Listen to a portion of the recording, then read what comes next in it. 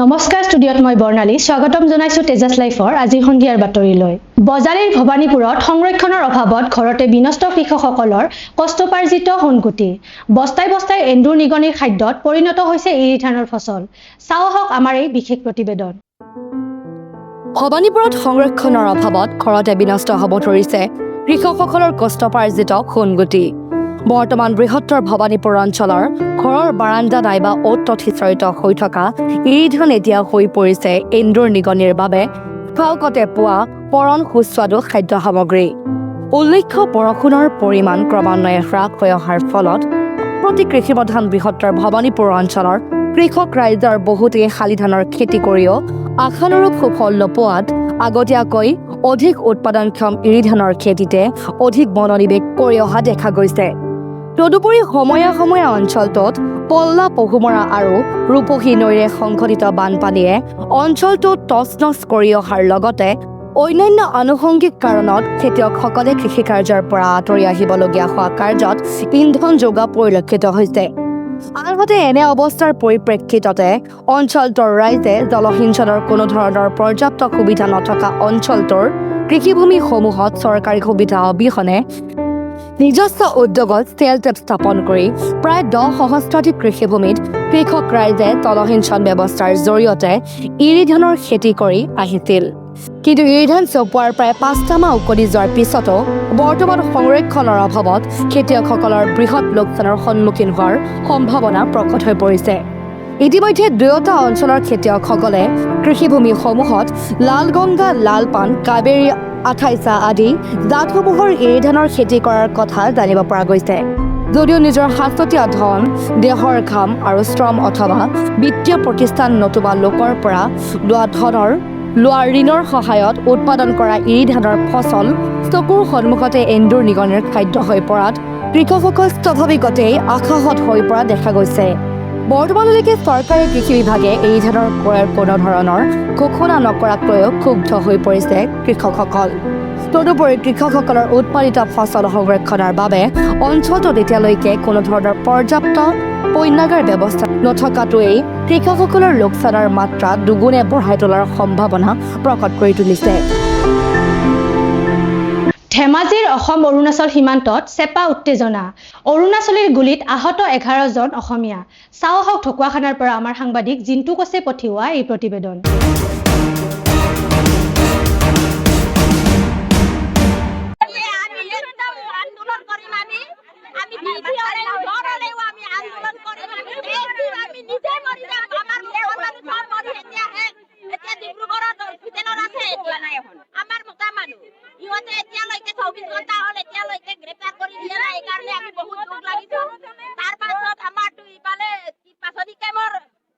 পুৱতি নিশা ৰঙিয়াৰ 27 নং ৰাষ্ট্ৰীয় ঘাইপথত ভয়ংকৰ পথ দুৰ্ঘটনা নিয়ন্ত্ৰণ হেৰুৱাই গছত খুন্দিয়ালে টাটা নেক্সন বাহনে দুৰ্ঘটনাত পতিত হোৱা বাহনখনৰ নম্বৰ AS19Y0780 দুৰ্ঘটনাত বাহনখনৰ আৰোহী দুগৰাকীৰ মৃত্যু চাওক ৰঙিয়াৰ পৰা আমাৰ সাংবাদিক ৱাছিম আকৰামে পঠিওৱা এই প্ৰতিবেদন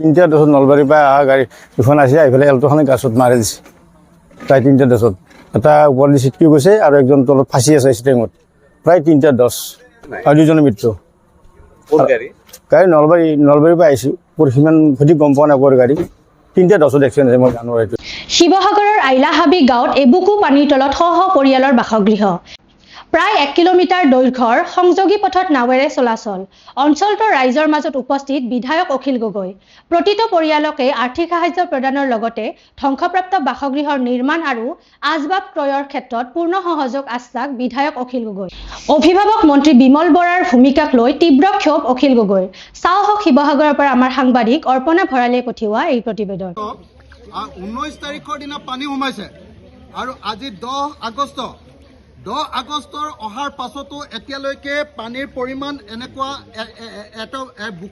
বুকু পাই গৈছেগৈ গতিকে পৰিস্থিতি কি ভয়াৱহ অসমৰ প্ৰত্যেকজন মানুহে বুজি পাওক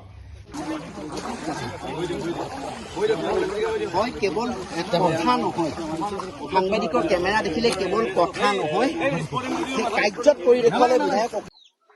মই আজি মগৰাহাট পঞ্চায়ত ভ্ৰমণ কৰি আছোঁ। মগৰাহাট পঞ্চায়তৰ প্ৰতিটো পৰিয়ালক যিসকল বানপীড়িত তেখেতসকলক প্ৰতিটো পৰিয়ালক 2000 টকাকৈ এটা আৰ্থিক সাহায্য দিছোঁ। যিখিনি পাৰিছোঁ অন্যান্য সামগ্ৰীও দিবলৈ চেষ্টা কৰিছোঁ। প্ৰত্যেকটো ঘৰ চোৱাৰ পাছত এটা বস্তু অনুভৱ হ'ল যে মগৰাহাট পঞ্চায়তৰ এতিয়াও 50% ঘৰ এতিয়াও মোৰ বুকুৰ সমান পানী সোমাই আছে। ইয়াত বেচিকেলি আমাৰ অনুসূচিত জাতিৰ মানুহখিনি, কৈৱৰ্ত মানুহখিনিয়ে বসবাস কৰে। অসমৰ খিলঞ্জীয়া ভূমিপুত্ৰ মানুহ, তেওঁলোকৰ অৱস্থা বেয়া। আহোম মানুহখিনিয়ে বসবাস কৰে, তেওঁলোকৰ অৱস্থা বেয়া। কলিতা মানুহখিনিয়ে বসবাস কৰে, তেওঁলোকৰ অৱস্থা বেয়া। একদম পৰিস্থিতি ভয়াৱহভাৱে বেয়া। তো অসমৰ মুখ্যমন্ত্ৰীয়ে কৈছে যে 15,000 টকাকৈ দিম। মই হুলস্থুল লগালক ক'লে যে নাই 25,000 দি দিম বাৰু, হ'ব শিৱসাগৰ আৰু। কিন্তু এতিয়া এই 25,000 টকাৰ তালিকাটোতে এওঁলোকৰ নাম সোমোৱা নাই। মই সেইকাৰণে মুখ্যমন্ত্ৰীক কোৱাৰ পাছত এতিয়া তেওঁ নামটো ভৰাম বুলি কৈছে। কিন্তু মই মুখ্যমন্ত্ৰীক ক'বলগীয়া কথাটো হ'ল যে 25,000 টকাৰে তেওঁলোকৰ পাকঘৰৰ বস্তুকেইটাও কিনিব নোৱাৰিব। চাফা কৰাটোৱে নহ'ব, বাকী বস্তুখিনি একোৱেই নহ'ব। কোনোবাই ইনষ্টলমেণ্টত মটৰচাইকেল কিনিছে, ইনষ্টলমেণ্টত সোফা ছেটখন কিনিছে, ইনষ্টলমেণ্টত বিচনাখনো কিনিছে। ইনষ্টলমেণ্টত লৈছে। মই একেটা ঘৰৰ সোফা ছেটৰ গোটেইখিনি ছেটটো চালো ইনষ্টলমেণ্টত। তো এতিয়া যদি টকা 25,000 দিয়ে তেখেতসকলে মাৰিব কেনেকৈ? মানুহটো চিপ ল'ব লাগিব। তো গতিকে মই অসমৰ মুখ্যমন্ত্ৰীক স্পষ্টকৈ কৈছোঁ যে প্ৰত্যেকটো পৰিয়ালক এনেকুৱা পীড়িত পৰিয়ালক 10 লাখ টকাকৈ দিয়ক। এইটো মোৰ অনুৰোধ বুলি ভাবিব পাৰে, দাবী বুলি ভাবিব পাৰে, বা আপুনি আহ্বান বুলি ভাবিব পাৰে, কিন্তু দিয়াৰ ব্যৱস্থা কৰক। দ্বিতীয় বস্তুটো হ'ল যে মই স্পষ্টকৈ আপোনালোকক ক'ব খুজিছোঁ যে বিমল বৰাই যিটো কথা কৈ আছে যে আমাৰ বানপীড়িত মানুহে 4টা একাউণ্ট দিছে। আৰে ভাই, তোমালোক কি ঘোঁৰাৰ ঘাস কাটিবৰ কাৰণে বহি আছা চৰকাৰ? আজিকালি প্ৰত্যেকটো একাউণ্টৰ লগত আধাৰটো লিংক হৈ আছে। অখিল গগৈ যদি 4টা একাউণ্ট দিয়ে তেতিয়াহ'লে এটা একাউণ্টে একেটা মানুহৰ বুলি আধাৰত গম পাই যায়।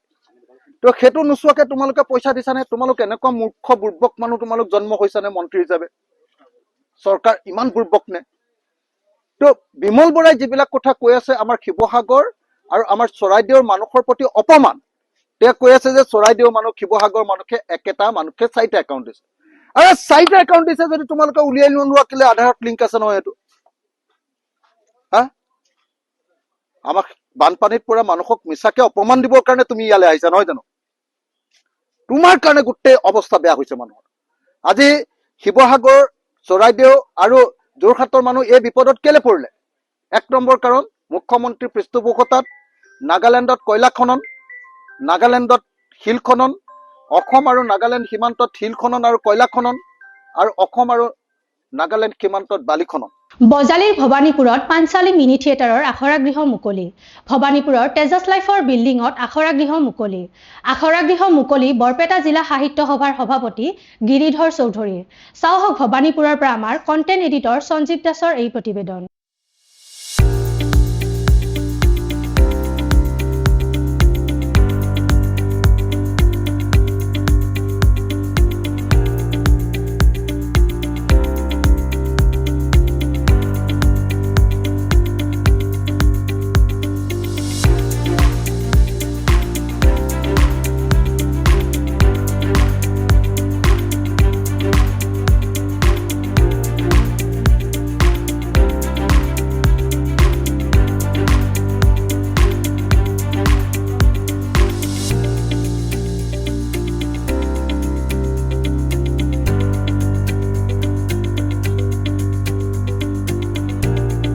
নিশ্চয় আনন্দিত হৈছোঁ এইকাৰণে যে আমাৰ পাঞ্চালী মিনি থিয়েটাৰে 3য় বৰ্ষত ভৰি দিছে। আৰু 3য় বৰ্ষত ভৰি দিয়াই নহয়, 2টা বৰ্ষ অতি সগৌবোৰে অতি সুন্দৰভাৱে নাট্য পৰিচালনা কৰাই নহয়, নাট্য প্ৰদৰ্শন কৰি আমাৰ প্ৰতিগৰাকী দৰ্শকৰ মনত এক বিশেষ ধৰণৰ সাজ বহাবলৈ সক্ষম হৈছে পাঞ্চালী মিনি থিয়েটাৰে।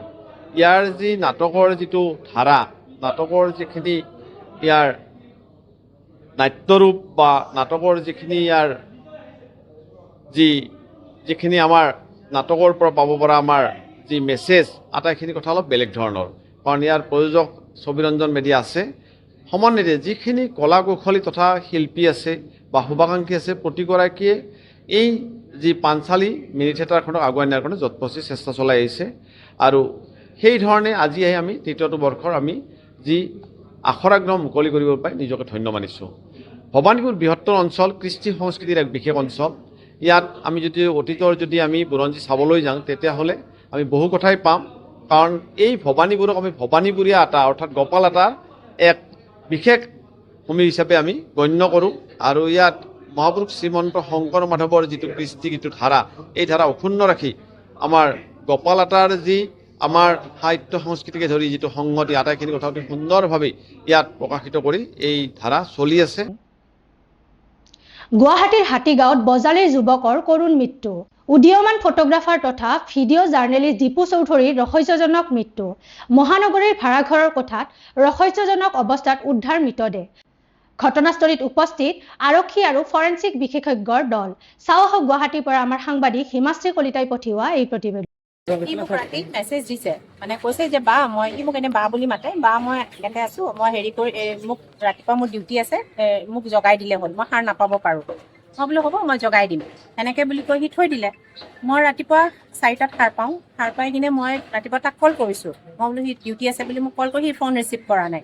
ৰিচিভ কৰা ময়ো থৈ দিলোঁ। আৰু মই বাকী মোৰ যিখিনি হেৰি আছে সেইখিনি কৰি মেলি মই 8টামান বজাত বাহিৰলৈ ওলাই আহিছোঁ। ওলাই আহি পিছত মই তাৰ বাইক দেখিছোঁ।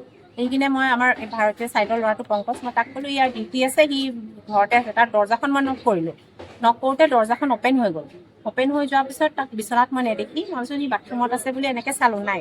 মই জাষ্ট অকণমান ষ্টেপটো নামিছোঁ, নামি তাক তলত পৰি থকা দেখা পাই মই মানে গোটেই মানুহখিনিক মাতি দিলোঁ আৰু চিঞৰ বাখৰ, মোৰ মাক মাতি দিলোঁ ওপৰৰ পৰা।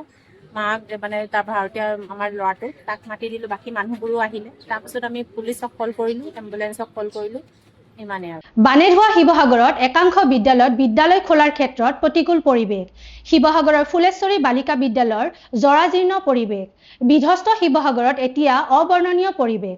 চাওঁ আহক শিৱসাগৰৰ পৰা আমাৰ সাংবাদিক অৰ্পণা ভৰালে পঠিওৱা এই প্ৰতিবেদন।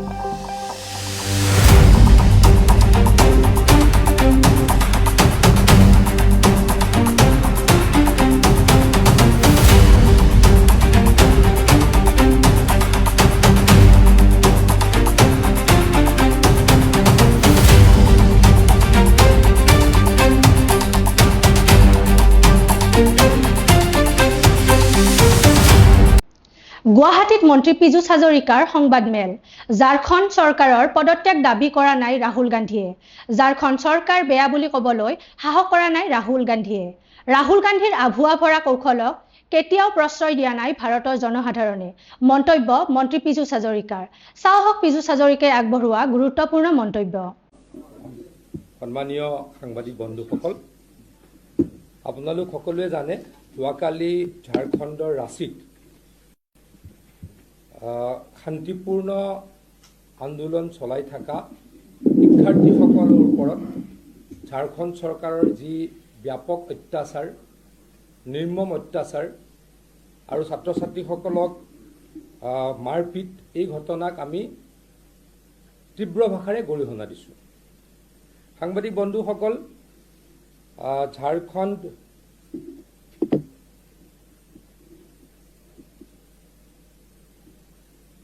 JPSC আৰু JSSC এই দুটা পৰীক্ষাৰ সন্মানীয় সাংবাদিক বন্ধুসকল ঝাৰখণ্ডত পেপাৰ লিক হৈছিলে আৰু ছাত্ৰ ছাত্ৰীসকলে এই পেপাৰ লিক হোৱা পৰীক্ষা বাতিল কৰিবলৈ আন্দোলন কৰিছিলে। আৰু ইয়াৰ CBI তদন্তৰ কাৰণে যোৱা 25 জুলাইৰ পৰা ছাত্ৰ ছাত্ৰীসকলে ৰাঁচীত শান্তিপূৰ্ণভাৱে ধৰ্মঘট পালন কৰি আহিছে।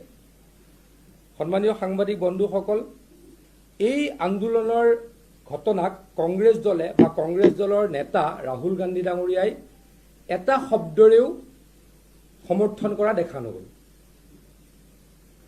আপোনালোক সকলোৱে জানে, দেশৰ সকলো ব্যক্তিয়ে জানে যে যেতিয়া দিল্লীত যন্তৰ মন্তৰত নীট পৰীক্ষাৰ সংশোধনীৰ কাৰণে ছাত্ৰ ছাত্ৰী আন্দোলন কৰিছিল তেতিয়া ৰাহুল গান্ধী ডাঙৰীয়াই তাত গৈ নিজে জঁপিয়াই পৰিছিল। আনকি লজ্জাজনকভাৱে প্ৰধানমন্ত্ৰীৰ আৱাসৰ সন্মুখত ৰাতি ধৰ্ণাত বহিছিল।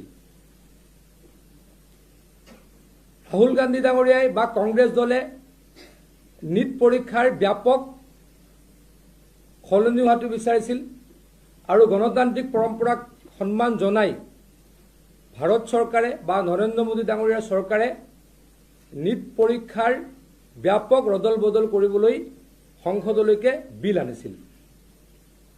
সাংবাদিক বন্ধুসকল, এই বিলত কংগ্ৰেছ দলে পাৰ্টিচিপেটে নকৰিলে। এই বিলৰ ডিবেটত কংগ্ৰেছ দলে বা ৰাহুল গান্ধী ডাঙৰীয়াই পাৰ্টিচিপেট নকৰিলে। যেতিয়া বিলখন আহিলে তেতিয়া হুলস্থুল কৰি থাকিলে আৰু বিলখনৰ বিষয়ে ডিছকাশ্যন নকৰিলে। মানে কেইদিনমানৰ আগত কৈ আছিলে নীটৰ ওপৰত ডিছকাশ্যন লাগে। আমাৰ চৰকাৰে, কেন্দ্ৰীয় চৰকাৰে নীটৰ ওপৰত বিল আনিলে। প্ৰবল বৃষ্টিপাতৰ ফলত বৃহৎ ক্ষতিৰ সন্মুখীন কলিয়াবৰৰ মীনপালকসকল। কাৱৈমাৰী মাজৰাতি অঞ্চলৰ শ শ বিঘাৰ পুখুৰী বিনষ্ট। পাৰাপাৰহীন পুখুৰীৰে দিহিঙে দিপাঙে ওলাই গ'ল মীনপালকসকলৰ লাখ লাখ টকাৰ মাছ। ফলত মূৰে কপালে হাত দিবলগীয়া হৈছে কাৱৈমাৰী মাজৰাতি অৰ্ধশতাধিক মীনপালকে। মীন বিভাগক জৰীপৰ জৰিয়তে ক্ষয় ক্ষতিৰ নিৰূপণ আৰু ক্ষতিপূৰণ আদায়ৰ ব্যৱস্থা কৰিবলৈ চৰকাৰলৈ আহ্বান। চাওঁ আহক কলিয়াবৰৰ পৰা আমাৰ সাংবাদিক সত্যজিৎ গগৈয়ে পঠিওৱা এই প্ৰতিবেদন।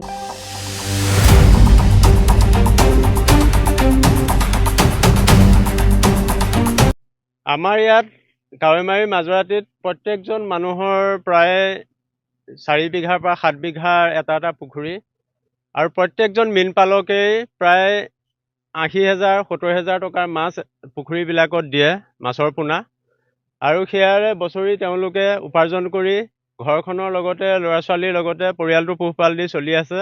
কিন্তু এই আজি 4-5 দিনৰ প্ৰবল বৃষ্টি, এই বৃষ্টিয়ে গোটেই পুখুৰীবিলাক বুৰাই মাছবিলাক বাহিৰলৈ ওলাই যোৱাৰ ফলত বৰ হাহাকাৰ এটা পৰিৱেশ এই কাৱৈমাৰী মাজৰাতিত সৃষ্টি হৈছে।